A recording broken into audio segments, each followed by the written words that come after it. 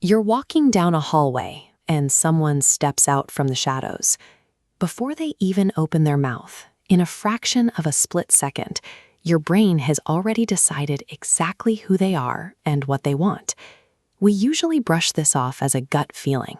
We call it intuition, as if it's some kind of mysterious, unexplainable sixth sense. But there is nothing abstract about it. What you are actually experiencing is a highly tuned piece of biological software, executing millions of calculations to keep you alive. Let's slow down that single silent second of interaction, frame by frame, to see the invisible machinery hard at work inside your head. These silent judgments function as a series of hardwired reflexes, firing in the millisecond before our conscious minds can even form a thought.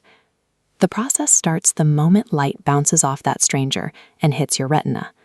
The visual data races to the back of your brain, and the analysis begins.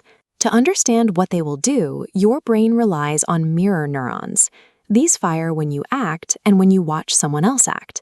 This mental mirror creates instant action reading, immediately decoding if that stranger is offering a handshake or throwing a punch. This mirroring extends to emotions. If the person walking toward you smiles, those same neurons force your brain to physically simulate the feeling of happiness. You naturally catch their emotion. If they stumble and wince, your own pain centers activate. You feel what they feel. Empathy is a forced biological simulation where your brain temporarily becomes the other person so you can accurately map out their intent. Once the mirror neurons generate that simulation, the brain moves to the judgment phase. It runs this incoming data through an ancient survival filter. Our ancestors survived by plotting encounters on two axes: warmth, meaning friend or foe, and competence, their power to act. Low warmth triggers cortisol and adrenaline for fight or flight. High warmth releases oxytocin, lowering heart rate for trust. High competence activates our instinct to follow. What we experience today as a sudden urge to trust someone, fear them, or submit to their leadership are really ancient chemical alarms telling us how to navigate the tribe. Now, snap back to real time. The person in the hallway takes their very first step toward you.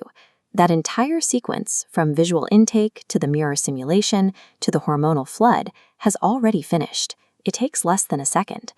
We like to think of our minds as independent and isolated, but in reality, we are physically tethered to the emotional states of anyone we interact with. This forced simulation explains why spending time with hostile or unpredictable people feels so heavy. Your mirror neurons are firing in sync with their aggression, repeatedly triggering your own internal stress responses as if you were the one under attack. It also explains the gravitational pull of leadership. When someone projects steady confidence and warmth, our survival software recognizes a source of safety and compels us to move toward them. Understanding these responses as hardwired biological reflexes allows us to view our social circles through a new lens. By choosing which people we observe, we are effectively choosing which internal simulations we run and which chemical signals we let into our system.